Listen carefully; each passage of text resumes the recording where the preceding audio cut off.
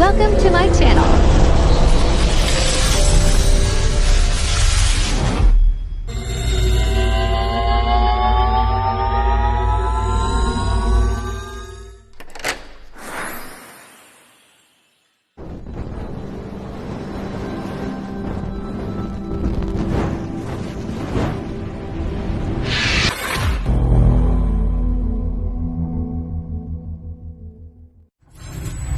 Enjoy watching. Kayo na ito marunong siyo para sa po. Ano po? Kaya ini nga rin, nabaligid-ligid nakakabalik ng kita. Nagiramdaman ko, kami na ang tuloy ni Father. Kami sa kanang by simbahan. Pinaabot ko kami ito. Niya po niya nito ang pretty girls na yun sa likod. Si Cecilia sa kasihan. Kami po pinakot kami. Balik po sa pag-share po ito sa activity namin. Sabi ni Father, ito po ang tulong schedules ng activity sa diocese. Ako po, sa totoo lang, ang pinakabagiro ko din ang pag-Father yun, sa ayusin po, ano kaya ako sa activity niya. Sabi ni Father, siya ano kaya, niya ako niya si mga bali. Sa kaya ako tumaming mapapulusan, diya ako na po kayo sa Bisha. Tamaming isa, praise the Lord. Kaya ako sa mga bali sa kaya sa Bisha. Pero kung maraya ko ako kasi kita ko na ang kaulay. Kasi sabi ni Father, diya ako maglaan ang mga members from PC members, sa kadang SKK leaders. Ang PC member, PC na pala siya ngayon, Parish Council. Ano po? Kasi katong BBC yan, Parish Pastoral Council. Tapos ang mga SKT leaders, ang mga PC members, alam ko, kung itong mga, kumbaga cream of the crop, man sa inyong parokya, itong when it comes to church matters, kamuhan na yan ang ako sa pera.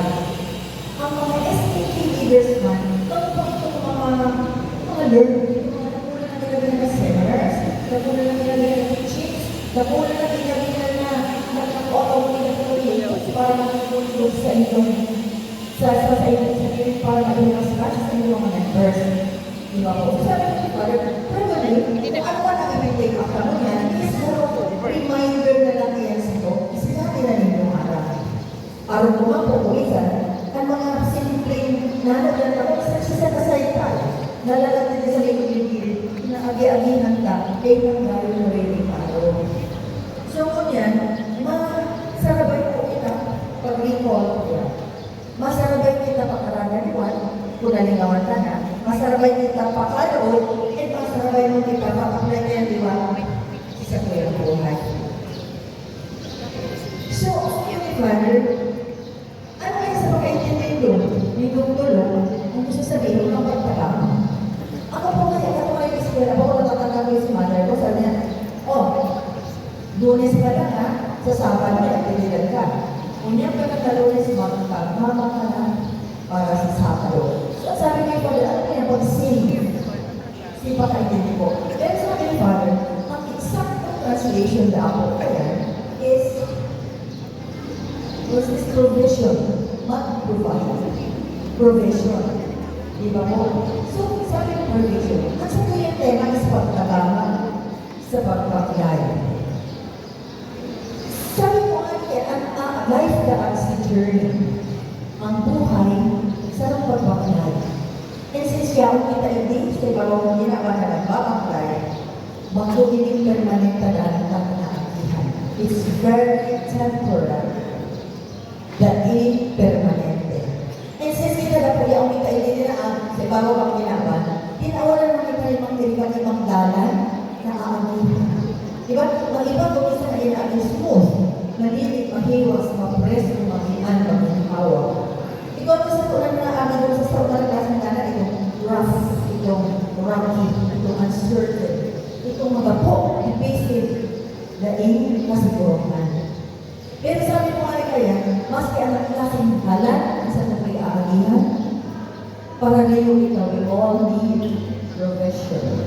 Tapos kita nangangaiponin pagkadama. So kita ulit, nagawang pala yan, highlighted as SKT leaders, as BC members, hindi mo pagtagama, may provision committee pagkagala mo yan. Ano kaya yan? Sa inihan, paano kaya pre-preparahan? Kita po, naalala na as leaders, naalaman ng muna na, kita ba na, kung hindi na ang tinaligan sa motion, alam naman na, kainitan niya ang pababayaan. Lalagay niya sa ano na sitwasyon niya sa iyong buhay, sa ano na lugar ka sa iyong buhay. Pero naiiwan niya, mababayaan.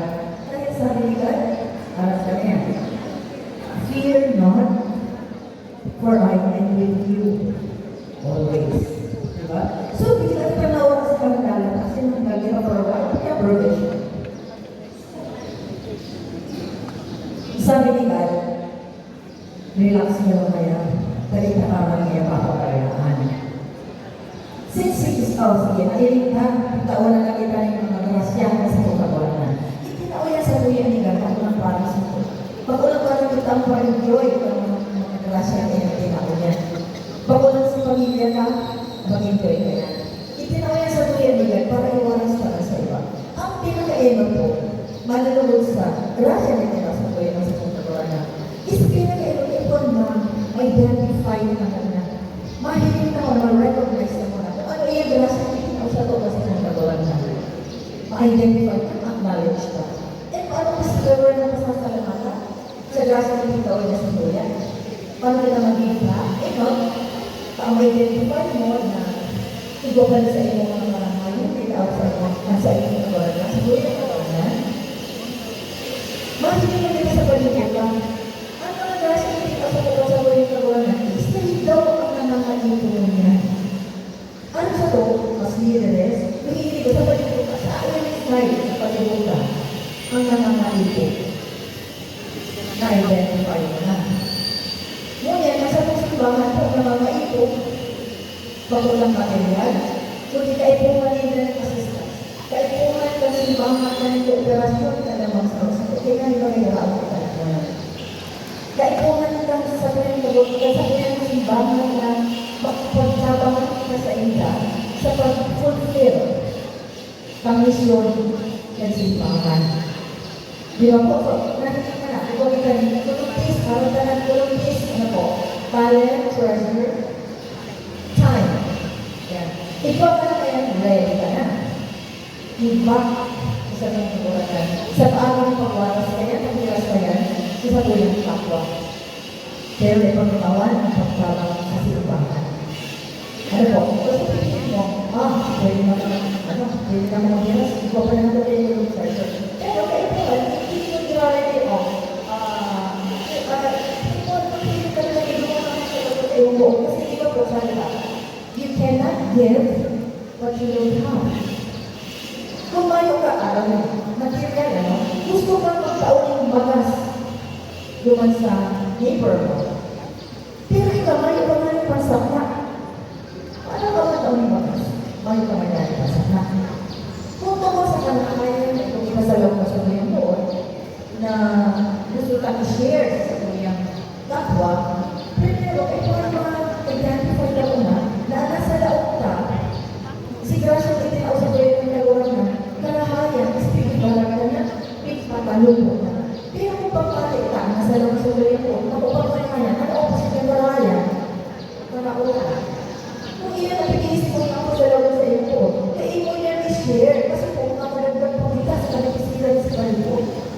So, develop ko na kung ano yung sa iyo, kaya po naman kayo na sa kuyang doon, para naiwanan sa iyo sa iba. Ang grasya ko na ang progression na tinatawag sa kuyang pagkakuranan, kung minsan, direct, yung sigila itatawag sa iyo.